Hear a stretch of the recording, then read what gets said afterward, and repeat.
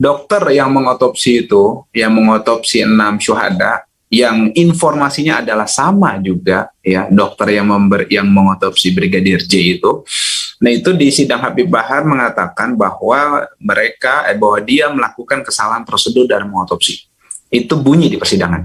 Kemudian ya, itu bisa juga kan jadi tambahan memperkuat yang tadi disampaikan oleh Prof. Taufik, ada lagi. Kemudian juga dia juga hanya memeriksa sebab kematian, luka penyebab kematian.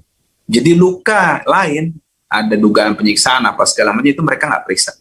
Gitu. Itu 2 poin yang menurut saya bisa jadi tambahan kalau tadi mau mempermasalahkan proses atau prosedur dari penyidikan, ya, atau gelar perkara terkait naiknya proses ini kemudian sampai ke persidangan, itu menurut saya bisa jadi bahan.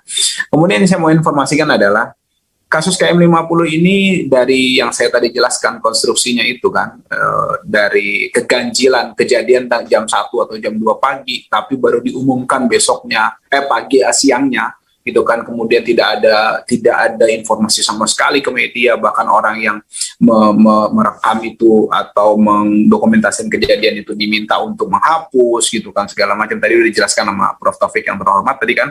Nah, itu menurut saya jelas ada keterlibatan dari struktur, gitu kan, struktur yang memang berkuasa, gitu kan. Lalu apa perbedaannya dengan kasus Brigadir J?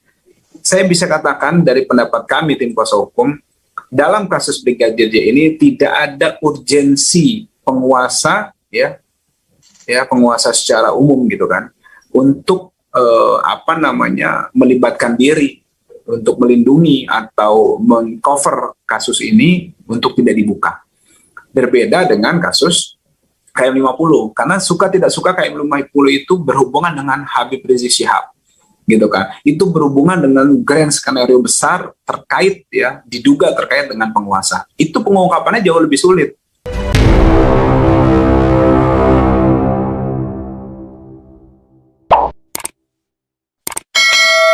Assalamualaikum warahmatullahi wabarakatuh. Apa kabar? Kembali berjumpa dengan saya Hersun Arif dari Forum News Network. Pernyataan Kapolri Jenderal Polisi Listio Sigit Prabowo di depan Komisi 3 DPR RI bahwa kasus penembakan 6 orang pengawal Habib Rizik Syihab di KM50 itu akan dibuka kembali bila ditemukan novum atau bukti baru terus bergulir. Kuasa hukum 6 orang pengawal FPI itu menyambut baik pernyataan Kapolri. Mereka mendorong pemerintah, khususnya para penegak hukum seperti jaksa dan tentu saja Polri untuk bersikap proaktif. Menurut kuasa hukum dari korban KM50, Aziz Januar, bahwa peristiwa pembunuhan terhadap Brigadir Yosua di rumah mantan Kepala Divisi Propam Polri Verdi Sambo itu banyak sekali kemiripannya dengan yang terjadi di KM50. Apa saja kemiripannya dan apa yang membedakan sehingga kasus yang sama, bahkan dengan jumlah korban yang jatuh lebih besar, namun berakhir berbeda. Kita tahu sekarang ini Verdi Sambo sedang menghadapi ancaman hukuman pidana mati dan sebelumnya bahkan sudah dipecat di dalam sidang kode etik yang dilaksanakan oleh Polri. Nah, itu yang sekarang publik tunggu-tunggu. Kenapa? Karena para tersangka KM50 yang juga pelakunya adalah petugas kepolisian itu divonis bebas oleh pengadilan. Simak penjelasan dari Aziz Januar, kuasa hukum korban KM50 dalam sebuah dialog yang digelar oleh Pusat Kajian dan Analisis Data berikut ini. Dan seperti biasa, dialog ini dipandu oleh Cak Slamet Sugianto. Saya mencoba menangkap bahwa pernyataan Pak Kapolri ini luar biasa, artinya merupakan suatu tanda positif, seperti itu kan. Suatu tanda positif di mana ini harus ditindaklanjut oleh beliau yang pertama, dan juga oleh jajaran di bawahnya, seperti itu.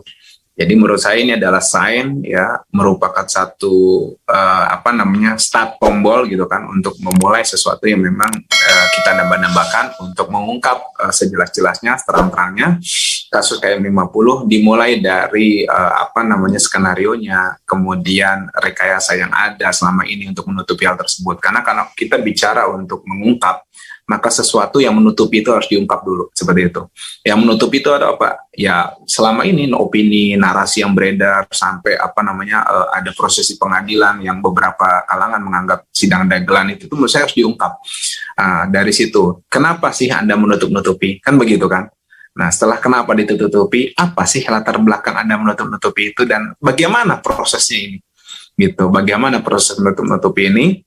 Kemudian dilanjutkan dengan tentu saja memberikan sanksi yang tegas kepada seluruh pelakunya, seperti itu. Saya juga sependapat tadi yang dikatakan oleh Mas Ahmad, bagaimana kita bicara soal kejahatan Irjen FS, tapi jangan lupa. Nah, bisa jadi di balik itu ini adalah suatu fenomena gunung es, di mana di bawahnya banyak ternyata yang tidak kalah kejam juga, seperti itu. Kalau tadi Brigadir J hanya 1, ini 6 syuhada, ada 6 loh, 6 nyawa, gitu kan, seperti itu. Dan ini saya mau kasih perspektif juga yang berbeda terkait dengan kalau bicara novum. Mari kita tanya juga deh ke hati nurani kita masing-masing. Sebenarnya ini kewenangan dan kekuasaan ada di tangan Pak Kapolri dan jajarannya, seperti itu. Kenapa? Apa mungkin satu kasus penyerangan pihak kepolisian yang terjadi pada dini hari waktu itu ya, waktu yang kelam itu, kemudian dari menjelang pagi ya, subuh, kemudian jam 7, jam 8 itu nggak ada di TKP, itu nggak ada garis polisi gitu kan. Kemudian kalau yang 2 memang di situ terjadi suatu kejadian gitu kan, harusnya kan nggak langsung dibawa pakai mobil derek, coba di polis lain dulu. Secara prosedur kan begitu. Nah, kita mulai dari prosedur dulu sebenarnya. Kemudian kalau ada mereka mengklaim bahwa 4 syuhada itu merebut senjata, di kilometer berapa? Di mana? Kenapa habis itu langsung dibawa ke RS Polri? Kenapa nggak di situ dulu tunggu tim yang memang kompeten gitu loh? Apa ini yang diduga ada permainan dari Satgasus ini juga gitu loh. Jadi mereka semua ada di situ, ada penyidiknya, ada tim gerak cepatnya, ada ambulannya, semua di situ disiapkan. Gitu. Artinya ini ada polisi dalam polisi lah gitu kan, ada institusi dalam institusi, apa seperti itu gitu kan. Nah, maksud saya ini harus diungkap juga gitu kan. Kalau misalnya kita mengacu kepada prosedur resmi dan memang masuk akal, ini kan udah nggak masuk akal. Gitu. Saya yakin Pak Kapolri dan jajarannya yang memiliki hati nurani pasti menyadari ini nggak masuk akal. Apa iya? Kalau kejadian normal kan kalau ada peristiwa tindak pidana kan di situ diamankan dulu sekelilingnya, gitu kan. Kemudian langsung ada informasi seketika gitu loh. Gitu. Sekarang kan zaman sudah canggih. Masa bisa setelah itu rahasia dulu? Ada apa dari jam 1 pagi, jam 2 pagi itu sampai jam 12 siang itu ada skenario apa di situ? Gitu. Ada sinetron apa di situ yang membuat kemudian muncul press release ba'da zuhur pada waktu itu di Polda Metro Jaya. Kenapa itu lama sekali waktu itu? Itu sederhana, saya nggak bicara hukum ya di sini, saya hanya bicara mengenai logika yang standar prosedur aja, seperti itu. Ini nggak masuk, nggak bisa. Rasa keadilan itu dari situ ya udah nggak bisa kita terima gitu loh. Nah, marilah kita ungkap di situ, dan itu yang punya kewenangan dan punya kekuasaan ya Pak Kapolri dan jajarannya. Kalau memang ada itikat baik, monggo silahkan diimplementasikan tadi yang sudah dikalamkan di DPR, tinggal realisasikan. Kemudian jajarannya diminta untuk mengungkap semuanya. Nah, entry point-nya dari mana? Entry point-nya tadi yang saya jelaskan, terus juga bisa dari tadi.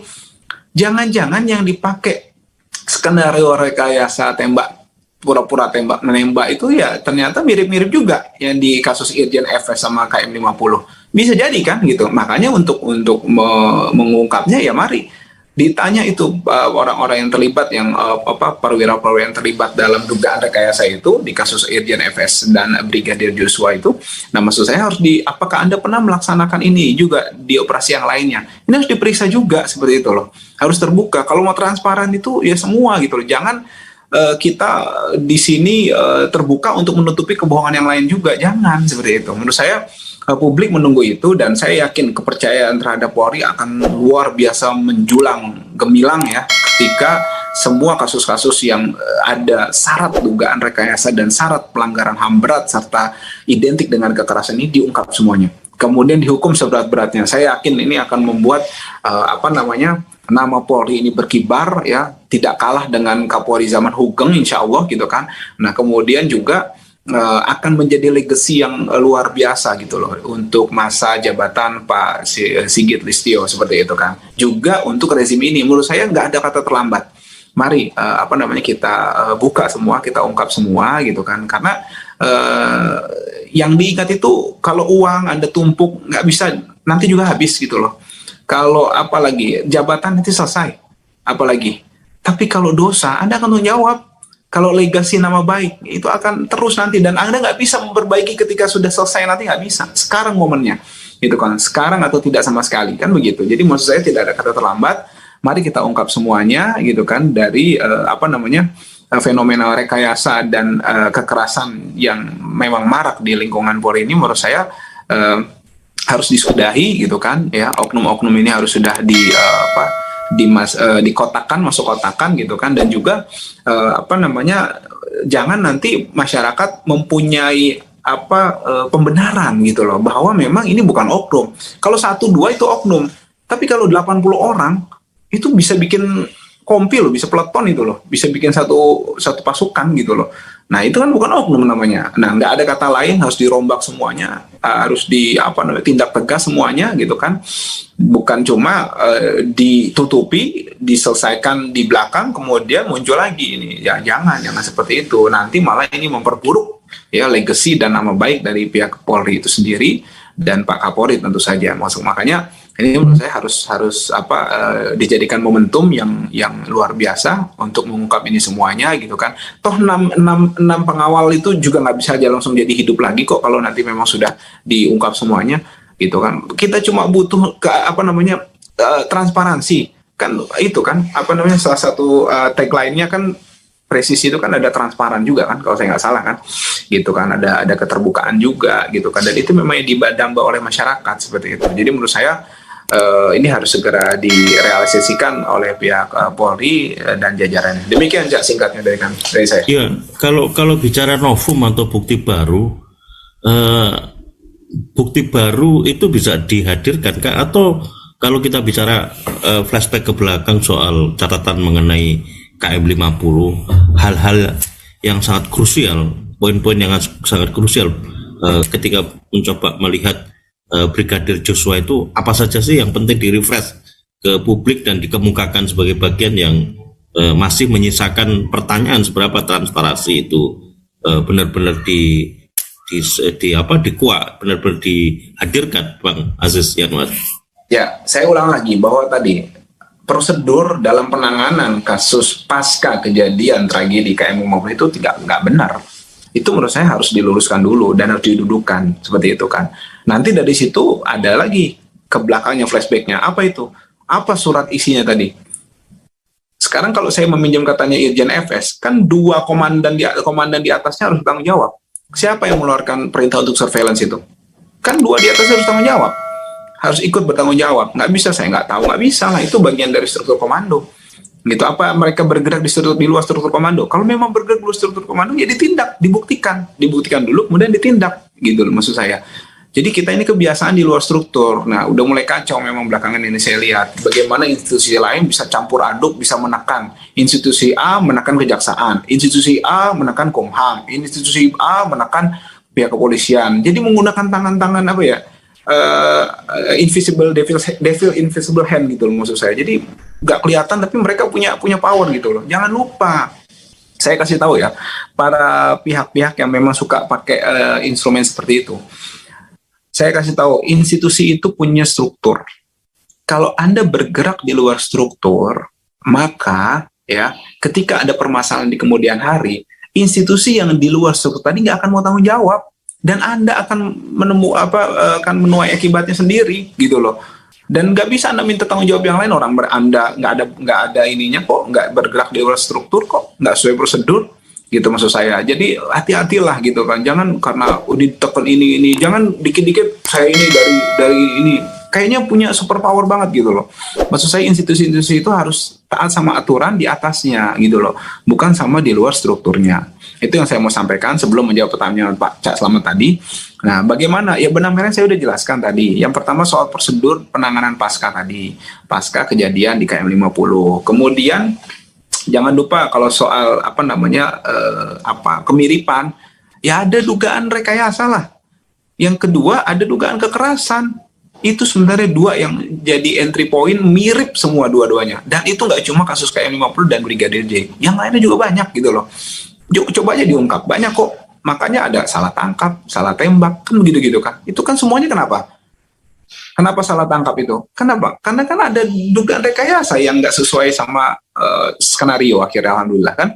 Gitu. Dan percuma Anda melakukan itu akan kembali ke diri Anda sendiri. Minimal di akhirat ada tanggung jawabnya itu kayak gitu.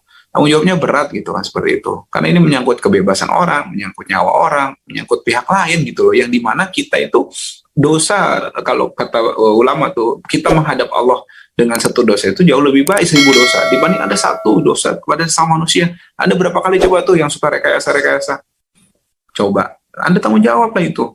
Nah, maksud saya sebelum semua terlambat, mari, ini kasus Brigadir J ini sebagai pengingat bahwa suatu saat Anda akan jatuh dan Anda akan menerima menuai akibatnya. Makanya sudahi semuanya dengan apa? Ya tadi tobat, kemudian diungkap semuanya supaya orang-orang bisa pada belajar. Nih, kalau besok-besok kalau ada kasus begini, ini biasa nih, pakai polanya begini. Seperti itu, ungkaplah dari semua gitu kan.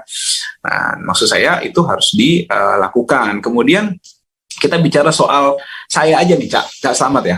Saya nggak punya kewenangan, saya nggak punya kekuasaan gitu kan. Tapi atas izin Allah, waktu kasus Habib Bahar, saya bisa tahu, oh ada dugaan rekayasa. Kita pengacara tuh diajarkan, dilatih untuk menggali di situ kan. Di situ saya bisa temukan gimana ada orang buat BAP hari ini, tapi bukti untuk BAP tersebut baru dibuat besok harinya. Kan nggak masuk akal. Itu namanya apa kalau bukan rekayasa? Karena itu rekayasa gitu loh. Itu jelas. Kemudian ada keterangan dokter forensik yang nggak sejalan dengan jadi gini. Satu jasad syuhada itu menurut keterangan dokter forensik berbeda sama fakta yang oknum yang melakukan pembunuhan tadi gitu loh, melakukan kekerasan terhadap 6 syuhada tadi. Jadi yang dikemukakan dokter forensik ini faktanya jenazahnya seperti ini, tapi yang dikemukakan oleh pihak kepolisian sesuai dengan vonis gitu kan, oknum pihak kepolisian sesuai dengan vonis KM50 yang Jakarta Selatan itu berbeda. Gitu kan, saya sampai tanya di pengadilan Habib Bahar, ya bener mana? Ada yang meriksa sebagai dokter atau yang membunuh ini, yang melakukan penembakan? Saya bilang begitu. Yang bener yang mana? Ini itu aja satu kejadian, satu vonis, gitu kan? Itu ada kontradiksi di dalamnya, gitu kan? Dan itu yang menemukan kita di kasus yang lain, gitu kan? Maksud saya, ayolah kalau serius nih pihak jaksa, kemudian penegak hukum pengadilan, gitu kan? Dan pihak Polri tentu saja bisa kok sebenarnya. Bukan nggak bisa, sangat bisa, gitu kan? Apa perlu kita yang turun tangan gitu kan ya, kita kan nggak punya kewenangan sama kekuasaan kayak gitu, kita cuma punya ya petunjuk dari Allah untuk mengungkap ini semua. Dan maksud saya ayo kalau kita punya niat insya Allah akan ditunjukkan jalan. Tapi kalau kita nggak niat, mau segambreng fakta di depan mata, malah yang ada bukan diungkap malah dikaburkan, kan begitu. Inna amalu biniat, kembalikan niatnya masing-masing lah, seperti itu. Saya yakin mereka juga nggak kalah pintar sama kita kok, itu kan sekolah juga tinggi-tinggi, cerdas-cerdas, cuma kalau kebiasaan pura-pura bodoh, ntar jadi bodoh beneran, maksud saya, jangan kayak gitu kan. Itu kemudian juga pengungkapan itu harus juga disertai dengan konsistensi seperti itu yang nggak kalah penting. Dan tapi sekali lagi balik lagi ke awal, saya percaya dan saya menempatkan posisi yang positif thinking gitu kan, bahwa saya yakin akan ada tindakan lanjutan dari pihak Kapolri seperti itu. Sementara ini seperti itu sikap saya, Cak Slamet.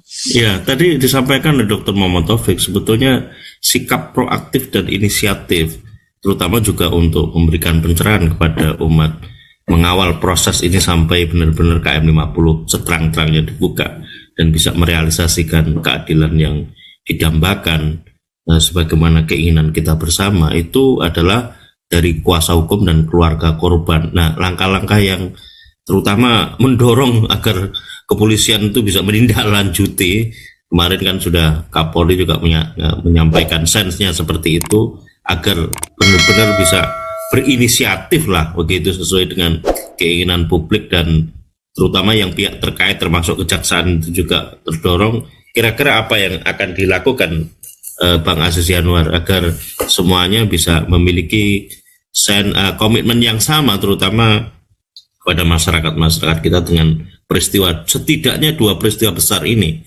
KM50 dan Brigadir Joshua ini, Bang Aziz Yanuar.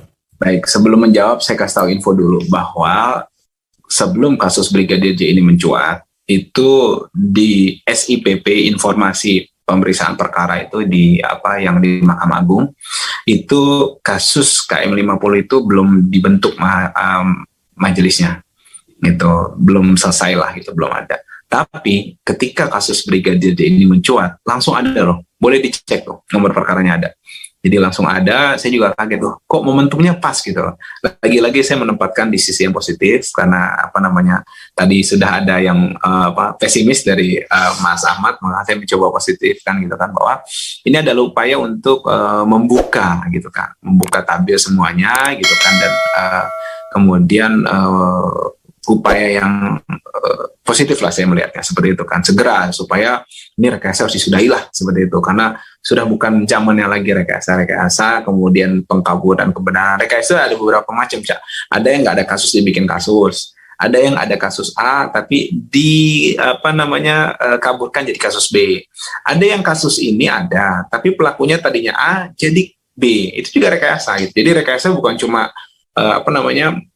sederhana, misalnya ada kasus kemudian pelakunya diganti, difitnah gitu, bukan. Itu macam-macam. Ada 3 tadi yang biasa saya jelaskan rekayasa itu. Ada yang nggak ada kasus dibikin kasus, kemudian ada kasus tapi dibikin nggak ada, gitu kan. Itu yang kedua. Kemudian yang ketiga tadi pelakunya diganti-ganti gitu kan, makanya ada salah tangkap, salah tembak kan gitu. Kemudian ada lagi yang kasusnya dirubah tadi, pasalnya dari diubah-ubah, jual beli pasal lah seperti itu. Itu masuk rekayasa juga gitu.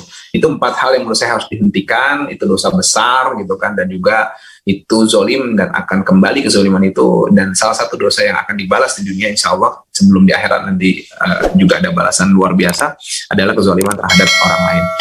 Itu kemudian tadi yang dikatakan, kalau kami dari tim kuasa hukum itu sebenarnya sudah dari awal kita sudah katakan, kita menghendaki ini diproses sesuai Undang-Undang 99 ya, menggunakan mekanisme peradilan HAM sebagaimana diatur di Undang-Undang 26 tahun 2000 itu, Cak. Dan kita tidak akan bergerak dari situ. Kenapa? Karena memang ya hanya itu yang bisa kita gunakan untuk menyelesaikan hal ini. Itu. Sementara kita tetap konsisten dengan hal tersebut sembari kita menanti perubahan arah angin dari kebijakan penguasa, dan juga kita mendesak ini ke dunia internasional juga. Kita terus tidak akan henti, gitu kan, dibantu dengan tim-tim lain ya, rekan-rekan yang pemerhati HAM internasional lainnya tentu saja. Dan kalau dibilang dari kita gitu kan, sekali lagi kita sudah berbagai usaha daya upaya kita maksimalkan gitu kan. Bahkan dalam waktu dekat kita akan ke Komisi 3 lagi.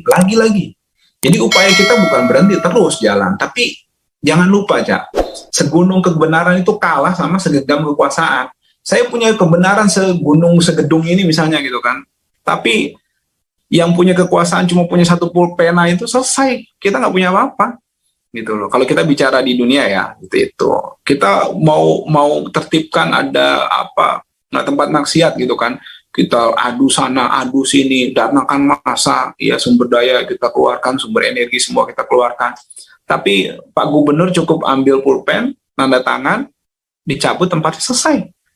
Artinya maksud saya bukannya kita nggak mau untuk effort lebih besar ya, seperti itu, bukan. Tapi kan maksud saya yang punya kekuasaan itu loh yang harus, kurang apa lembaga negara? Coba, Cak, ada Polri, ada Kejaksaan, ada Pengadilan, apalagi ada Komnas HAM, tuh, ada Kompolnas, ada macam-macam lah gitu kan. Udah kebanyakan lembaga menurut saya. Terus seluruh masyarakat juga yang ini. Nah, itu kerjanya apa terus mereka itu, maksud saya? Kalau mau kita dilibatkan ya silakan, tapi kalau inisiasi dari kita, nanti disangka makar, nanti disangka Eigenrechting, kan begitu kan, tindakan main hakim sendiri. Tapi kita tetap usaha, antaranya kita audiens ke Komisi 3. Ini bentuk ikhtiar kita juga. menghadiri acara-acara publik gitu kan, kemudian kita ungkapkan beberapa fakta gitu kan untuk menyadarkan masyarakat, memberikan informasi kepada masyarakat gitu kan, mencerdaskan masyarakat dengan fakta-fakta dan kondisi-kondisi yang ada di pengadilan gitu kan, di pemeriksaan di kepolisian gitu kan. Saya ungkap semuanya apa yang saya mampu gitu. Tapi ya kita akan kalah dengan kekuasaan itu sendiri gitu kan, dan kewenangan mereka yang punya wewenang gitu kan. Makanya saya bilang dari kita sebenarnya tidak bisa maksimal gitu kan. Kenapa? Karena yang punya kewenangan itu yang bisa maksimal seperti itu kan. Mau bagaimana upaya dayanya gitu kan, menurut saya kalau dari top tidak support ya itu akan repot. Itu kita akan menemui kendala, bahkan tidak akan maksimal gitu kan. Adapun kita untuk mendukung hal tersebut, tentu saja kita 24 jam gitu kan siap untuk menempuh upaya-upaya tersebut dan membantu pihak-pihak terkait yang punya wewenang dan punya kekuasaan untuk mengungkap hal tersebut gitu kan. Karena memang ini negara, gunanya negara kan seperti itu. Nah, kalau negara kita juga yang mengungkap gimana? Itu kan juga nggak bertentangan dengan sistem hukum. Demikian, Cak.